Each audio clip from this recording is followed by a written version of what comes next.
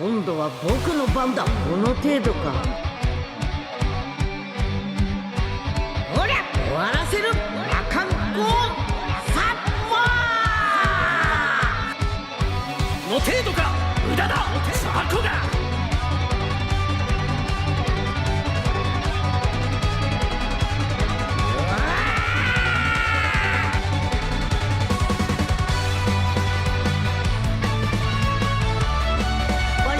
こんな程度じゃ話にならないな。僕の勝ちだ。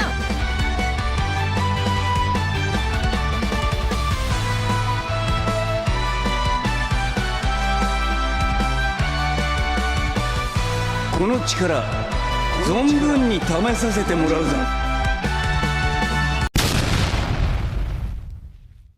Honneur à vous les gars, j'espère que vous allez bien et bienvenue sur Fumi Show, review de l'épisode 12 de Dragon Ball Daima les frérots. Et oui, quel épisode, il s'est passé plein de choses. Alors, bon, tout d'abord, évidemment, comme d'habitude, petit pouce, petit soutien pour cette petite vidéo les frérots. Je n'ai pas fait de review sur l'épisode 11, je n'ai pas eu le temps malheureusement. J'ai vu qu'il y avait eu une grosse polémique concernant l'histoire que Piccolo n'arrivait plus à parler Namek, etc. Je vais revenir brièvement dessus dans cette vidéo, je vais vous donner mon avis, incohérence ou pas. Et ensuite, bien évidemment, on va aborder l'épisode 12. Mais oui, mais avant, mettez un petit like pour ce nouveau bonnet. Et oui, cadeau du Papa Noël. Et oui, mon nouveau bonnet que vous allez voir très certainement. Et oui, les frérots, qu'en pensez-vous de ce nouveau bonnet? Mais bon, là, je rigole. Hors sujet complètement. Alors, retour sur l'épisode 11. Alors, l'épisode 11 de Daima, moi, personnellement, je l'ai trouvé sympathique. Pas extraordinaire, mais sympathique. On a toute l'histoire de Neva, enfin, du moins,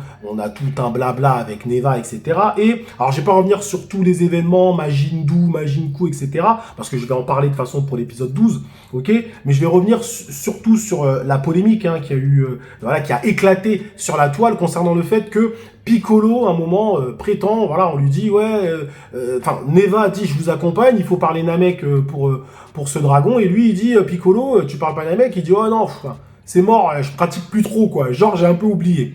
Donc, effectivement, tout de suite, beaucoup de personnes ont crié à l'incohérence. Oh, c'est une incohérence! C'est pas possible! On sait tous que dans je crois que c'était le 25e Tenkaichi Budokai, ou je sais plus lequel, il a parlé avec Camille, effectivement. En plus, il a assimilé Camille, et il a assimilé Nail aussi avant. Nail, c'est vrai qu'en termes de Namek pur, tu peux pas faire plus pur que ça. C'est vrai que l'explication, quand elle sort comme ça, c'est vrai que tu te dis, waouh, quand même. Bon, après, ça fait quand même, je pense, plus de 7 ans, peut-être même 10 ans qu'il n'a pas parlé sa langue. Est-ce qu'il est possible d'oublier sa langue natale? Natale, hein, parce qu'on parle pas d'une langue qu'il a assimilée ou un truc comme ça. Non, c'est sa langue natale. Hein. Ok, parce que Nei, c'est sa langue natale, on est bien d'accord. Donc, est-ce que c'est possible de l'oublier? En vrai, je m'en fous. Je vais vous dire pourquoi, parce que en fait, le sujet, il n'est pas là. Le sujet, il n'est pas dans est-ce qu'on peut oublier sa langue natale ou pas. Le sujet, il est, encore une fois, quel est, pour les ayants droit, pour les scénaristes, quel est l'intérêt de faire ça? L'intérêt, il est juste de faire venir Neva dans le vaisseau, tout simplement. Et vu qu'il y avait Piccolo, pour eux, c'était une épine dans leur pied. Parce que Piccolo parle le Namek. Donc, ils ont inventé un petit prétexte. Allez, on s'en fout, on va mettre ça, parce qu'ils s'en foutent, tout simplement. En fait, le débat qui a explosé la toile, si vous voulez, ok, sur le fait que Piccolo ait oublié le Namek, faut bien comprendre que ça, c'est juste une volonté scénaristique de faire monter Neva, et juste, ils ont pas envie de se prendre la tête pour les explications. Donc, il y avait des explications, évidemment, qui étaient bien plus simples. Tu pouvais dire que c'était un Namek plus ancien, effectivement, parce que Neva, il est quand même, c'est quand même l'un des, entre guillemets, on peut dire que c'est vraiment l'un des Namek les plus anciens qu'on ait pu connaître, en tout cas dans Dragon Ball. Tu pouvais inventer pas mal de trucs, où tu pouvais dire que vu qu'il est revenu à l'âge enfant, peut-être qu'il a pas des bonnes connaissances, ou peut-être il peut dire, vu que ça fait longtemps que j'ai pas pratiqué, je suis pas sûr. Il aurait pu dire, je connais, mais je suis pas sûr, je pourrais peut-être pas faire un vœu exact. Bref, il y avait plein d'excuses. Mais ils ont pas pris ces excuses-là, pourquoi? Parce qu'ils s'en foutent. Parce qu'ils s'en foutent, les frérots, tout simplement. Donc, en fait, faut même pas se prendre la tête. Ils s'en foutent. Donc, on va pas se prendre la tête entre nous, ok? Est-ce que c'est une incohérence? Non, c'est pas une incohérence. Parce que, attention, faut bien comprendre une chose. Ça aurait été une incohérence si Piccolo avait dit « Je ne parle pas le Namek ». Là, ça aurait été une incohérence parce qu'on t'a vu parler le Namek. On t'a vu, on t'a entendu. Ok? Donc là, j'aurais dit « Ok, incohérence. Mais là, non, c'est pas une incohérence parce que Piccolo n'a pas dit « je ne sais pas parler le Namek ». Il a dit en gros « je l'ai pas pratiqué depuis très longtemps ». Il a dit une phrase comme ça. Ok? Donc on t'a donné une explication. C'est juste que l'explication, elle est bancale. C'est juste que l'explication, elle est bancale. C'est tout. Ça tient pas la route, évidemment. Mais c'est pas une incohérence parce qu'il faut bien faire la différence entre une incohérence et un truc un peu naze. Voilà, donc moi je dirais que c'est naze, c'est tout. Et j'essaie pas encore une fois de protéger Dragon Ball Daima, non. Je vous le dis bien, si j'aurais été le premier à vous dire que c'est une incohérence, si Piccolo avait dit « je ne sais pas parler de la mec, je ne sais même pas de quoi tu parles ». J'aurais dit non, incohérence totale. Incohérence totale, on te ressort les épisodes de Dragon Ball où tu parles de Namek, ok? Mais là c'est pas le cas, c'est pas le cas. Il a dit, j'ai pas pratiqué depuis longtemps, machin et tout. Ok, donc vas-y, vous en avez strictement rien à foutre. Vous nous avez sorti une explication bancale qui sert à rien. C'est naze, c'est pourri, très clairement, hein, très clairement, on peut se le dire, ok? Mais c'est pas une incohérence, ok? C'est pas une incohérence. Mais c'est pourri. Attention, moi quand j'ai vu ça, c'était naze, hein. J'irai pas défendre ça, hein. Attention, je suis bien le premier à ne pas défendre ce genre de truc, hein. Et pourtant, Dragon Ball Daima, j'apprécie, je trouve ça sympathique, franchement. Il y a même des épisodes comme le 8 qui étaient extrêmement lourds. Mais voilà, moi perso, j'irai pas défendre ça c'est clair, net et précis. C'est pas une incohérence, par contre, attention, voilà, je pèse mes mots, c'est pas une incohérence, mais par contre, c'est très bancal. C'est très bancal, ça tient pas debout, c'est nul, c'est tout ce que tu veux, ok? Donc bref, voilà pour ce sujet de Piccolo qui parle ou pas le Namek, ils s'en foutent, donc on va pas non plus trop se prendre la tête sur ça. Effectivement, c'est pas le meilleur truc que nous a offert Dragon Ball Daima, ça c'est clair, net et précis. Donc voilà, on passe à autre chose. Est-ce que ça a gâché l'intégralité de l'épisode pour autant? Non, franchement, non, ça a pas gâché l'épisode. L'épisode, encore une fois, moi je l'ai trouvé très sympathique. Voilà, on passe maintenant à l'épisode 12. Alors, j'ai bien aimé parce que finalement, à la fin de l'épisode 11, on nous avait fait comprendre que Goku allait reprendre à un moment donné le combat. On nous a fait comprendre ça, mais pas du tout. Pas du tout. En fait, Goku, il arrive juste, il dit « ouais, Vegeta, mais Vegeta s'en sort tout seul à 100%. » En fait, c'est ça que j'ai kiffé parce que, comme vous le saviez, moi, c'était ma revue de l'épisode 10, j'avais dit « j'ai peur que Vegeta ne sert que de faire valoir à Sangoku. » Et non, pas du tout. Vegeta a fait son combat tout seul de A jusqu'à Z. Et c'est ce que j'avais dit aussi dans l'épisode 10. J'ai dit, moi, c'est ça que je veux voir. Alors, ils m'ont donné ce que je voulais. Moi, perso, je suis content. Parce que Vegeta a clairement été mis en avant. Majin Buu aussi, d'une certaine façon. Mais Vegeta a eu son combat. Est-ce que c'est le plus beau combat de Vegeta dans Dragon Ball Daima? Je ne sais pas. On va voir. Mais en tout cas, il a eu son combat. L'animation n'était pas extraordinaire. Mais moi, j'étais content. J'étais très clairement content. Mais, avant de passer sur le Vegeta, et mon avis, évidemment, sur ce SSJ3, on va dire, on va l'appeler comme ça, c'est un SSJ3, ok? On va passer sur, évidemment, Majin Buu et Majin Buu. Alors, on a découvert, donc, Majin Buu, j'avoue que son chara-design, je suis pas fan. Je trouve que sa bouche, un peu, comment c'est fait, c'est pas très, voilà, mais encore une fois, faut pas, je m'arrête pas sur les chara-design des méchants lorsqu'ils arrivent comme ça, parce qu'on sait tous que, de toute façon, ça va évoluer. Majin Buu et Majin Buu, ils sont, on va dire, de toute façon, ils sont condamnés à fusionner les deux ou à être assimilés, ça se voit. Ça se voit clairement et simplement. Donc Majin Buu livre un combat contre le Tamagami numéro 1. Tamagami numéro 1 qui lui pète la classe. Clairement et simplement, je pense que c'est Tamagami qui pète le plus la classe, franchement. Et on voit que Majin Buu est déjà bien plus fort que Majin Buu. Mais Majin Buu se bat plus comme Majin Buu. Et oui, il a vraiment plus une façon de se battre. Il est un peu, voilà, ses mouvements n'ont pas trop de sens, etc. Donc là, franchement, j'ai retrouvé le côté un peu foufou de Majin Buu. J'ai apprécié, on va pas mentir. Et ce côté très gamin, franchement, ça fonctionne. Ça fonctionne et on voit qu'il est, il est plus fort. Enfin, au fur et à mesure, il devient plus fort que le Tamagami numéro 1. Et donc, je vais finir sur le combat Majin Buu, Majin Buu et finir après, évidemment, derrière cette revue sur Vegeta. Mais, donc, il obtient, donc, il arrive à battre le Tamagami numéro 1 et il arrive à la seconde épreuve. Seconde épreuve qui était juste un truc de ouf, hein, tous les chiffres, là, j'ai dit non, mais là, c'est un truc de fou. Et là, on nous donne une information, c'est que Majin Buu est en fait très intelligent.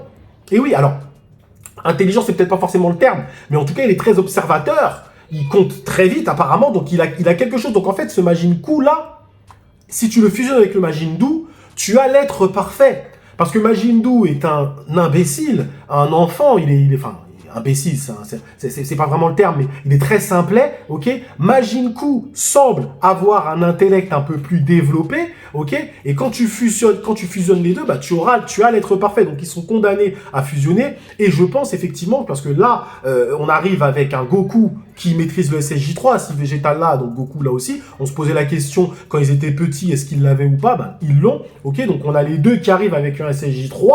Ok, donc clairement, je pense que même Majin Buu, je sais pas si Majin Buu il arriverait à faire face à Vegeta, donc tu seras obligé de les fusionner de toute façon pour faire face à Goku et Vegeta qui arrivent dans tous les cas, ok?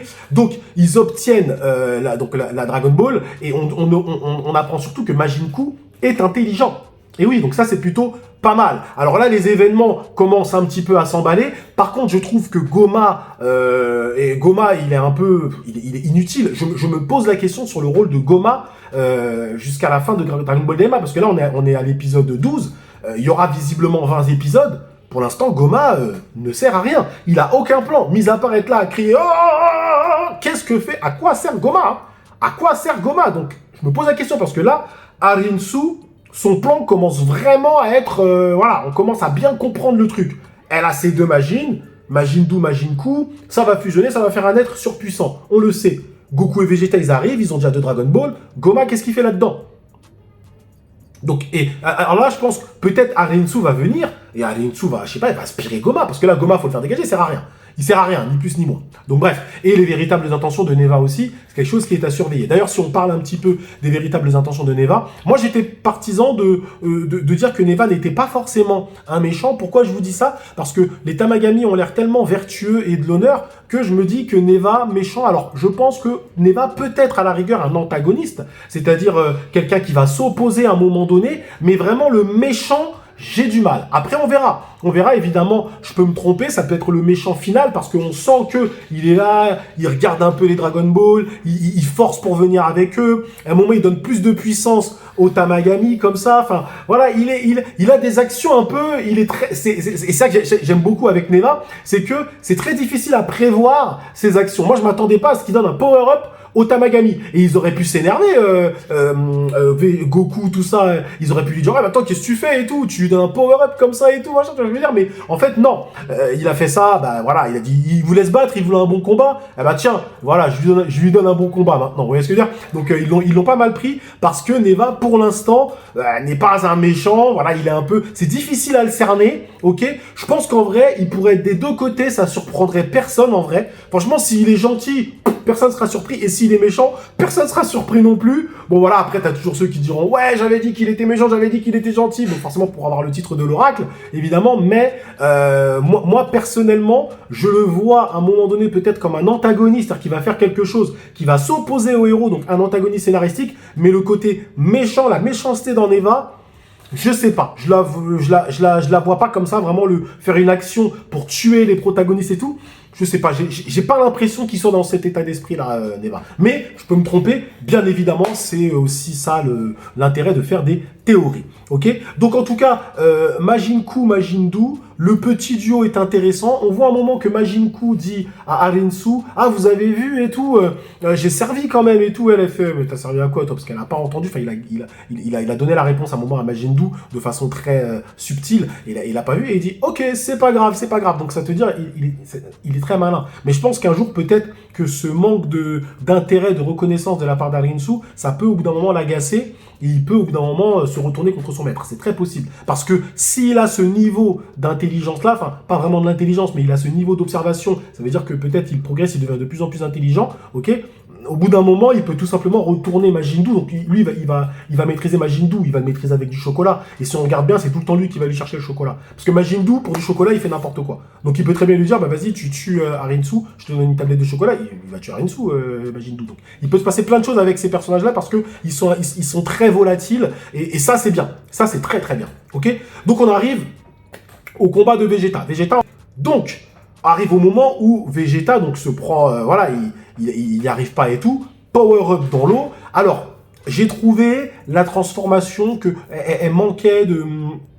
Ça manquait de narration, ça manquait de mise en scène flamboyante. J'ai trouvé ça, pour être honnête, j'ai trouvé ça un peu pauvre. Je me suis dit, ah, pour un SSJ3, pour l'apparition du SSJ3 Vegeta, ça reste un événement dans l'univers Dragon Ball. On n'a jamais vu ça. Je trouve ça un peu faiblard, sincèrement. Quand tu compares avec l'apparition du SSJ3 de Goku dans Dragon Ball et tu compares à celle-là, c'est un peu anecdotique, sincèrement. Donc, franchement, moi, je dis pas que j'ai été déçu que Vegeta il est le SSJ3. J'ai été content pour le power-up de Vegeta, et selon moi, il n'y a pas d'incohérence, et je vais vous expliquer pourquoi, parce que maintenant, le nouveau cirque de l'incohérence de Daima, ça va être sur le SSJ3 de Vegeta, je vous l'annonce dès maintenant, ok? Mais je vais le débugger tout de suite, je vais vous dire comment, je vais vous dire pourquoi, ok? Mais bref, donc, Vegeta atteint le SSJ3 dans une mise en scène pas ouf, on peut se le dire, et après il se bat, c'est très classe. Franchement, il défroie le Tamagami, ok? Et après, il arrive avec cette fameuse devinette où il répond à la devinette. Et c'est une devinette, selon moi, suffisamment vicieuse pour qu'un Vegeta puisse y répondre. C'est pas un truc, s'il avait répondu avec tous les chiffres là, le truc du Tamagami numéro 1, j'aurais dit non, faut pas abuser. Là, c'était quelque chose que Vegeta pouvait répondre à ce genre de devinette. Donc moi, j'ai pas été choqué, et c'est bien parce que ça veut dire qu'il mène vraiment la mission de A jusqu'à Z. Donc moi, franchement, les Tamagami, je pense qu'ils vont servir, parce qu'ils ne meurent pas, d'accord? Ils vont servir, et il faut bien se dire une chose, les frérots, c'est que regardez, ils galèrent quand même. Ils ont quand même eu du mal pour avoir les Tamagami. Tamagami numéro 1, il n'était pas facile. Ils ont dû aller refaire un Majin Buu pour revenir et le battre. Tamagami numéro 2, il n'était pas facile non plus. Vegeta doit lâcher son SSJ3. C'est pas n'importe quoi. Le Tamagami numéro 3, il n'était pas non plus faible. Goku a dû lâcher le SSJ2. Quand tu réunis les 3 Tamagami, tu as le méchant ultime de Dragon Ball Daima. Ça, c'est clair, net et précis. En termes de puissance, tu peux pas faire plus puissant que ça. Actuellement, dans Dragon Ball Daima, clairement. Donc, bref. En tout cas, que dire de ce SSJ3? Alors, déjà, le combat, j'ai trouvé que c'était dommage. On n'ait pas eu une animation au niveau de celle de l'épisode 8. Moi, encore une fois, visiblement, il y a 20 épisodes. Donc moi, je suis désolé, les frérots, on attend quand même une animation meilleure que ça. Je suis désolé. C'était pas extraordinaire. Franchement, les boules et tout, les boules de ki et tout, c'était pas ouf. Franchement, on va pas se mentir, les frérots. Et aussi le SSJ3 de Vegeta. Alors, faut savoir que c'est la première réflexion de Toriyama sur le SSJ3, c'est-à-dire les cheveux comme ça, vraiment qui partent en arrière, et les sourcils en moins. Donc voilà, maintenant le problème, c'est que pourquoi ça fonctionne pas, enfin du moins d'un point de vue artistique, je trouve pas ça très beau, parce que Vegeta est tout petit, tout maigre, avec une grosse touffe sur la tête. Ça le fait pas. Quand tu prends Gotrunks par exemple, c'est beaucoup plus esthétique. Mais clairement, donc déjà, moi, je préfère le SSJ3 avec les cheveux longs qui tombent en arrière, mais moi, je vais vous expliquer exactement pourquoi ils ont fait ça. Tout simplement parce que le SSJ3 avec les longs cheveux qui tombent, c'est une galère à animer. C'est juste ça, les frérots. Ils l'avaient dit déjà à l'époque, hein. Ça dit, ouais, c'est galère à animer le SSJ3 et tout, c'est relou. Les cheveux qui bougent, machin, c'est chiant à animer. Et ils ont pas forcément le temps, donc juste parce que c'est une galère à animer, ils sont partis sur ce SSJ3-là. Mais le problème, c'est que d'un point de vue esthétique, c'est pas beau. Donc en plus, ça ne se justifie même pas. Pourquoi donner un autre SSJ3 à Vegeta alors que Gotrunks a le même, Goku a le même? Pourquoi t'en donnes un autre à Vegeta? Tous les SSJ3 qu'on a pu voir, même dans les univers de Dragon Ball Heroes, machin et tout, ils ont toujours été avec les cheveux longs qui tombent. Là, tu changes juste pour Vegeta. Pourquoi? Parce que tu voulais pas l'animer, c'est tout. T'avais la flemme de l'animer. Et sinon, ils ont repris le SSJ3 qui avait été réfléchi par Toriyama, attention. Mais si tu voulais faire un truc digne, vraiment de Dragon Ball, tu reprenais le SSJ3 normal. Sur Vegeta, ça serait mieux passé, je pense. Mais c'est vrai qu'il est tellement maigre que ça fait une grosse touffe sur un corps tout maigre. Franchement, moi, j'ai pas kiffé. Je vous mens pas, j'ai pas kiffé. C'était pas... Voilà. Moi, là, je parle vraiment d'un point de vue esthétique. Hein. D'un point de vue esthétique, j'ai vraiment pas kiffé. Je vous dis, il y a moyen de faire des petits persos avec des grosses coupes de cheveux et ça passe. On l'a vu avec Gotrunks. Ils savent très bien le faire. Ok? Là, ça passe pas. Franchement, c'était pas super beau. Alors, c'est comme tout dans Dragon Ball, on va s'y habituer au fur et à mesure. Mais là, j'ai pas trouvé ça très beau. Maintenant, est-ce que c'est une incohérence que Vegeta ait le SSJ3? Parce que je vous le dis, ça va être le prochain débat et je vais finir cette vidéo sur ça. Parce qu'il y a des gens qui vont dire, attends 2 secondes. Goku, il s'est entraîné 7 ans pour avoir le SSJ3. Il avait l'énergie en plus infinie. Ok? Et il a mis 7 ans et tout dans l'énergie infinie, il arrive à avoir le SSJ3 qu'il maîtrise même pas. Et Vegeta, juste après Buu, il a le SSJ3 comme ça. Les gens, ils vont rager. Les gens, ils vont rager, je vous le dis. Les gens vont dire, ouais, mais là, c'est incohérent, donc tu donnes un power-up à Vegeta. Alors, déjà, les gars, dès que vous vous posez des questions comme ça, revenez-en au scénario. Toujours, on en revient toujours au scénario. Déjà, il faut vous dire une chose. Vegeta atteint toujours les formes de Goku juste après lui. C'est comme ça. Ça a toujours été comme ça dans Dragon Ball et même dans Dragon Ball Super. Ok? Rappelez-vous, Dragon Ball Super, Goku atteint la forme Blue 100%. Juste derrière, Vegeta, il atteint la forme Blue 100%. C'est comme ça. Il n'y a que pour le Migaté, ils ont changé. Ok? Parce que là, au bout d'un moment, c'était nécessaire que Vegeta prenne sa voix. Parce que finalement, ça retire de la personnalité au personnage. Le fait qu'il soit toujours dans l'ombre de Goku. Donc c'est pour ça que l'Ultra Ego, c'était une très bonne idée. Selon moi, même si en soi, il a jamais montré réellement quelque chose d'extraordinaire, mais c'était bien de le faire prendre un autre chemin. Donc les gens vont dire, ouais, c'est une incohérence et tout. Mais les gens oublient une chose. Moi, je vais vous dire ce que les gens oublient. Il faut bien prendre en compte une chose. Quand Goku il est mort, il était de quel niveau? Goku était SSJ1 Full Power.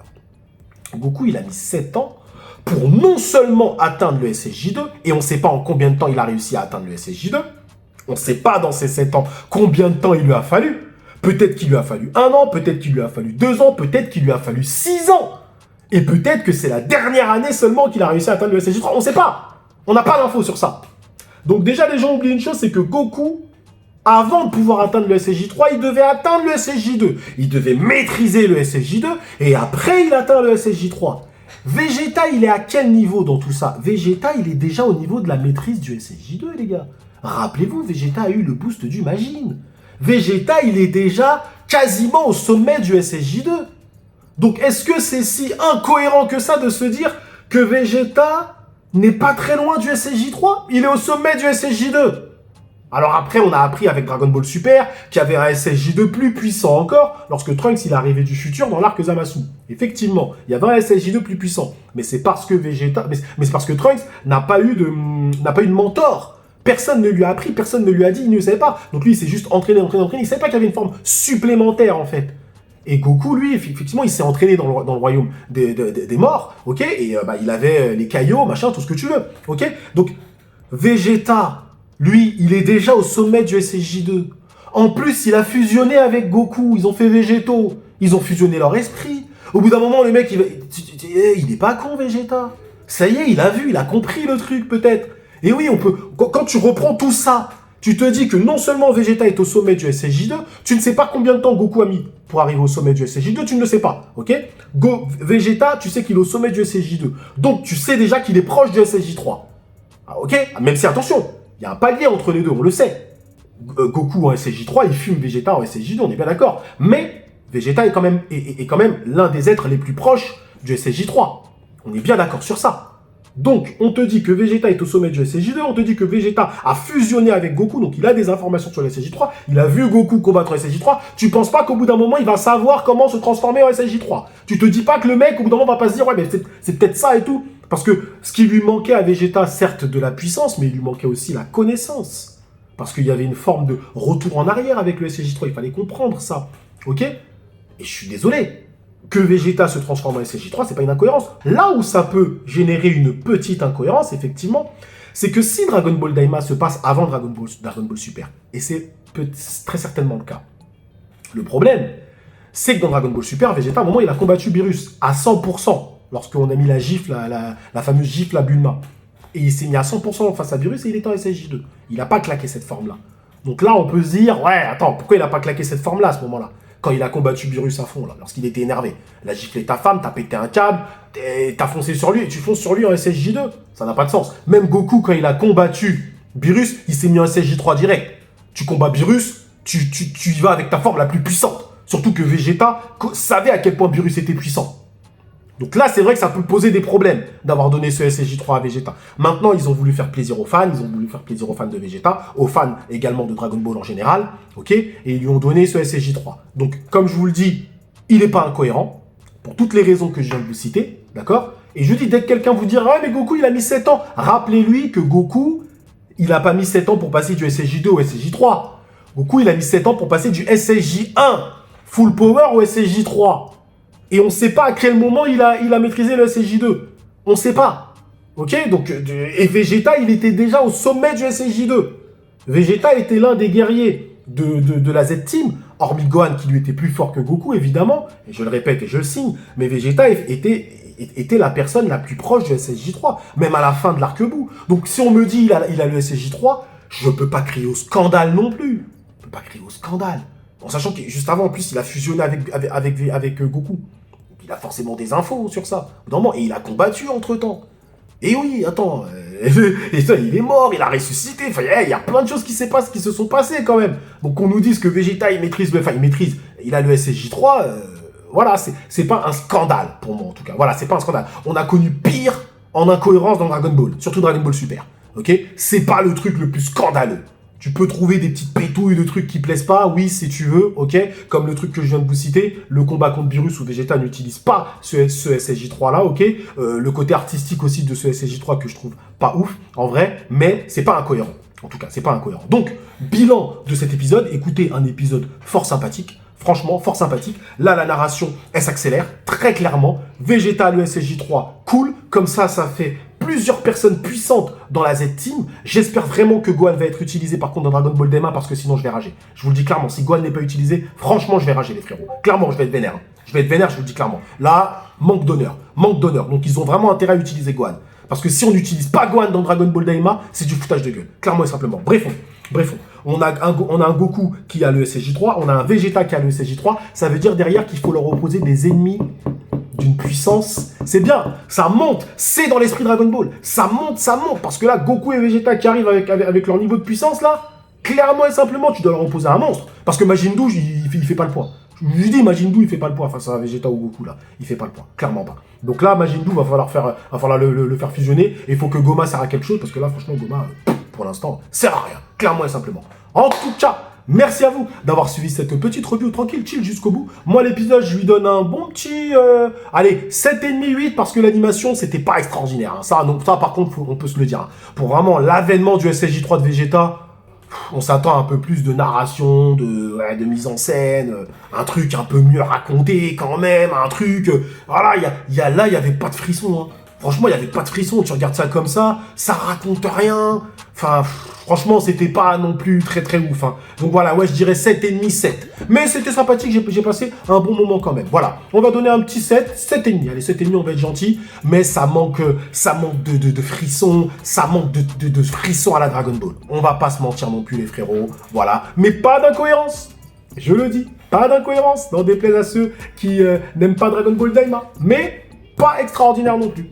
Merci à vous, prenez soin de vous, et que l'honneur soit avec Vegeta-sama.